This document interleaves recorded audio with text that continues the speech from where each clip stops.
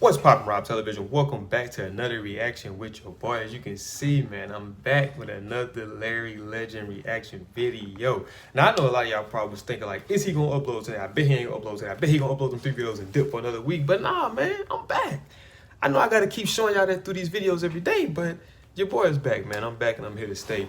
But as you can see by the title, man, this is Larry Bird, Heartbreaking Story You Don't Know. Now, I've heard some stories from Larry's, past childhood. I don't know how far they're gonna take it to, this is gonna be my first time watching the video, of course, but I've heard some stories, and it's great to see what became of him. A lot of people that go through, heartbreaks or traumatic experiences, I'm not necessarily saying he went through traumatic experiences, but you get what I'm trying to say. They don't go on to do the great things. So to see somebody rise up from things that they went to and accomplish the things that he accomplished is always great. So I'm interested in seeing this video. So before we get this video, man, make sure you do me a big favor. Smash that thumbs up button. Also, if you're new to the channel, make sure you subscribe. Click that post notification bell to be notified on all things Rob Television. Let's check it out. All right, you guys, do me a big favor, man. Before you get into this video, if you haven't already, man, follow me on all my social medias, Instagram, Snapchat, Twitter. All the links will be down in the description. And if you wasn't notified on this from my previous videos, I also have a PayPal just in case you guys want to donate. Whatever the amount is, it don't matter. It could be 50 cents. You know what I mean? If you want to donate that, make sure you show me some love on that. PayPal link will be in the description as well. All my links for everything is in the description, man. Make sure y'all show that some love. Let's get into this video. Fantasy game, a dream game. We've seen the league go back and forth. Turn it up a little bit. By the way, I got the Red Bull, man. It goes now to Bird. Bird goes up top. A 3-point field goal to Bird. 4 seconds left. He hits it. And it's all tied up again. All right, Ainge is going to put the ball into play. Where do we go? It's going to go to Bird. He's got a shot. Get it. And it's got it. A 3-point field goal. And that's it. It's all over. Crazy thing, I know I'm not the only person that can relate to this, but it seemed like I done seen these videos, a lot of these clips, I ain't gonna say thousands of times. I ain't seen them that many times, but I've seen them a good amount of times, and I still enjoy watching them like I did the first time.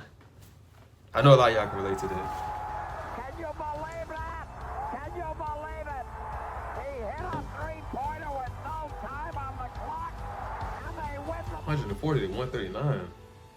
Moments like these were commonplace at the TD Garden over the course of Larry Bird's illustrious NBA career. Larry Bird, a man once revered as a god, for on the basketball court, it seemed that he was. Whether it be his penchant to humiliate opponents with his otherworldly creativity with the ball in his hands, or with his unrelenting trash talk, tales of Bird's heroics and sacrifice are that of legend in the basketball universe. However, while stories of the feats that Larry Bird accomplished on the hardwood continue to echo and reverberate throughout history, what about tales of how Larry Bird became Larry Bird? How a boy from French Lick, Indiana transformed into the man who many across the world came to love so dearly. Ladies and gentlemen, that is what we're going to be taking a look at today, the origin of Larry Bird and the man who created him.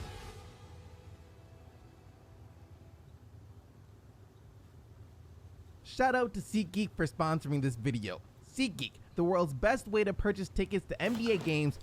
I know this is irrelevant to the video, but if you guys are interested in traveling, going to games or whatever, SeatGeek is where it's at. Now, this is a free promotion on my part. I'm helping the person out who put the video out, but SeatGeek is lit, man. Like, I advise y'all, if you want to go to any future basketball games, football games, baseball games, UFC fights, boxing fights, you want to go to any of those, SeatGeek is where it's at. Or any other live event. Free promotion too, man. Features, including being able to see how generous of a guy I am.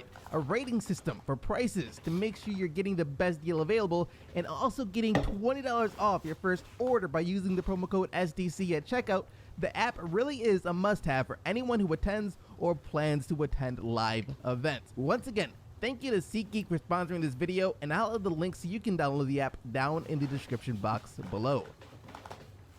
Let's face it, a majority of NBA players don't emerge from the most ideal circumstances. As for the most part, their early lives are filled with turmoil and grief caused by the effects of crippling poverty. Exposure to such an environment at an early age oftentimes being the catalyst that fuels their desire, their need for greatness. Born into a situation that affords them with very little to lose, they're able to bet it all, swing for the fences and pray that their determination and efforts will someday pay off and provide both themselves and their families with a lifestyle that goes well beyond anything they would have previously been able to comprehend. Especially in today's world, where being elite in between the four lines found in the hardwood result in riches that most couldn't fathom even in their wildest of dreams. That, though, wasn't necessarily the case for Larry Bird.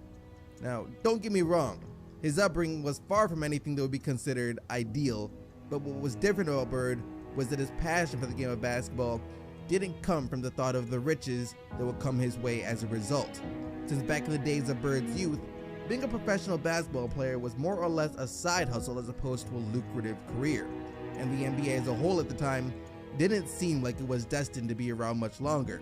With the Jerry West, Wilt Chamberlains, and Bill Russells of the world all retired, the league was now faced with the problem of not having adequate enough star power to overshadow the infestation of players addicted to various illegal substances.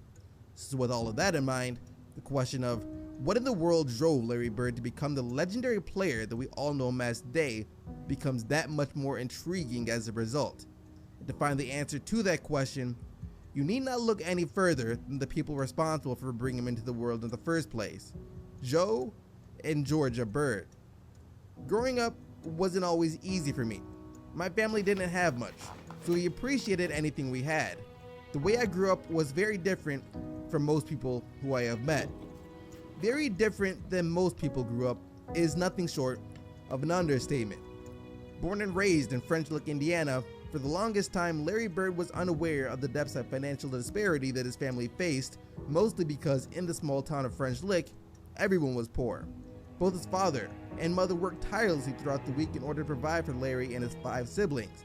His mother as a waitress at 2 different restaurants, while his father constantly switched from working one factory job to another. His parents, working long hours throughout the day, Bird and his siblings were often left searching for ways to occupy their time outside the house, which for the longest time was done through the sport of baseball, which he and his brothers enjoyed playing on a concrete field not too far from his home, which in retrospect might not have been the best idea since errant balls typically resulted in broken windows that the Birds couldn't afford to fix. It was during these tough times, however, that Bird learned some very important life lessons that would carry with him throughout his playing career, of which none were more important to Bird than the concept of working hard for a day's pay no matter what the circumstances, a lesson Bird would learn from his father. See, even though Joe Bird switched jobs on a regular basis, he seemed to always take pride in whatever work it was he was doing at the time. And see, I know I'm not talking much in this reaction, but because I'm really enjoying this, because I mean, this is stuff that I never knew, but this is just for anybody, like, you know, no matter their age, no matter what age you are, if you're younger watching this, you know, if you're older watching this, man, like, and that's what I just try, like, even with my channel, man, I want to make sure that I'm entertaining you guys, but I want to inspire and motivate you guys to be the best possible version of yourselves that you can be. And that's what I try to tell people every day, man. No matter what it is you're doing, I mean, whether it's your career, take pride in it, but even if it's something you got to do as of right now to get to what it is you really want to do in the long run, man, take pride in that also, man, because the habits that you do, like what you do every day, becomes daily habit. It becomes habitual, you know, habitual living, you know what I mean? So just take pride in anything you do, regardless of not if it's your career or not, man. When you're doing something, make sure you see it to the end. Put the finishing touches on it, then you can have something to be proud of. In essence, that is what Joe Bird told his son Larry that instilled the belief in Larry that no matter what happens throughout the course of a season, awards, accolades, milestones, it was all meaningless unless he and the Boston Celtics finished the year by winning a championship. After all, how could someone as competitive and driven as Bird ever take pride in losing? This was the guy who played through numerous injuries that would have sidelined other players, all because he wanted to see the job to completion. Unless he could not physically walk out of the court, Larry Bird was going to give you everything that he had, which happens to be another trait that Bird picked up from his father, as Larry recounts a time when his father came home from working a long day of construction aided by 3 other men. The man had to help Joe Bird not only walk home, but also take off his boots as Joe's foot had been badly mangled on the job. According to Larry, it looked like someone had taken a sledgehammer to it. Despite that though, Larry said his father Joe never complained a single time, but instead merely propped his foot up, grabbed a couple of beers, and when morning came, laced up his boots as tight as he could and went back to work. See, Went back to Joe work, Bird man. realized that missing even a single day of work will result in his family being unable to eat that day. With his wife working 2 jobs in order to make ends meet, how could he stay home from work just because of a jacked up foot? The man had his pride after all, and he was willing to do whatever he felt was necessary in order to provide for his family. Despite his efforts though, Joe Bird was barely able to make ends meet. Most of the time after the Birds paid the bills and brought groceries for the week, they'd be lucky to have $20 left over. And even the groceries that they bought never seemed to last past the 4th day of the week. After that, the Bird siblings were forced to survive off eating sliced bread along with whatever leftover condiments they could find until their father got paid again. Eventually, the financial bind that had ensnared the Birds took a toll on their family, mainly Joe and Georgia Bird. With Joe refusing to sell a house that they could no longer afford, the prospects of any type of change in the near future looking bleak, Joe and Georgia eventually divorced, forcing Joe to give up the house and move back in with his parents. And the divorce, losing the house, and moving back in with his parents on top of the fact that he couldn't afford to pay the child support that he owed for 6 children, sent Joe Bird spiraling into a deep and dark depression. And as the holidays came around, it became clear to Larry that the funk his father was in wasn't going to end anytime soon, if at all. I'm not going to be around much longer. No use in me living this way. You kids will be better off if I was gone. When those words traveled from the mouth of Joe Bird into the ears of his adolescent son Larry, even at a young age, Larry knew what was going to come next, even if everyone else thought Joe Bird was just trying to make another one of his melodramatic attempts at a joke. It was no joke. Having served in the Korean War, Joe Bird knew that if he died, his family would receive a lump sum of money from the government, and for a guy who felt he could no longer provide for his family, his own death seemed like the only option. One morning, not too long after, police showed up to Joe Bird's current residence at his parents' house with a warrant for his arrest due to past due child support payments. Seeing as to how small of a town French Lick was, the officers knew Joe Bird, and Joe Bird knew the officers, which is why when he asked them for an hour or 2 to get his things in order, they obliged, saying they'd be back later that day to take him in. By then though, it would be too late. After the officers left, Joe Bird used the time to say his final goodbyes to a few of the people he was closest to in town, headed to the pub for a final pint of beer, went back to his parents' home, and ended his own life in their backyard with a shotgun. His family was devastated. At the time, Larry was 19 years old and just beginning to ascend into the player who, alongside Magic Johnson, would breathe a breath of life into the exasperated NBA, making it even sadder, since had Joe Bird stuck it out just a little while longer, things would have started to turn around for both him and his family more than he could have ever imagined.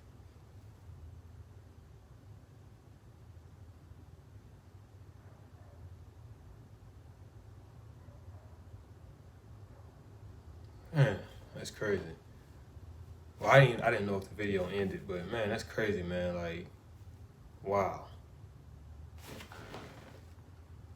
That's all I can say is wow. Like, you know, like I said, man, like he even said it at the beginning of the video, man. Most people who was born in those situations, they don't rise above those situations, man. They either use those situations as a crutch to why they can't do something, or the situation just, you know, overcomes them to where they just become a part of it, and it's just their everyday life. But to see what Bird went through, the poor, poverty, and his father killing himself, but I understand even more, and I have much more love and respect for him, even more just knowing those things, because like I say, man, you gotta work, regardless of whatever it is in life you want to do, but what you gotta do at the time, take pride in it, man, for real. But that's a beautiful story, just to see that he overcame, some situations that most people would have, folded or, broke, bent everything you could think of, and that's beautiful. But that is it for this video, man. If you guys did enjoy this video, do me a big favor, man. Smash that thumbs up button. Also, I said button. Also, if you're new to the channel, man, make sure you subscribe. When you subscribe, click that post notification bell to be notified on all things Rob Television. By the way, I got 2 more Bird videos dropping after this one, so I had to spoil y'all since I've been gone. I always do it. I was late. I was late, getting them videos out yesterday, but today I'm right on time. I'm still shaking shaking the rust off. But stay tuned. I got 2 more videos coming after this. I'll see y'all in this video. I'm about to stay gang.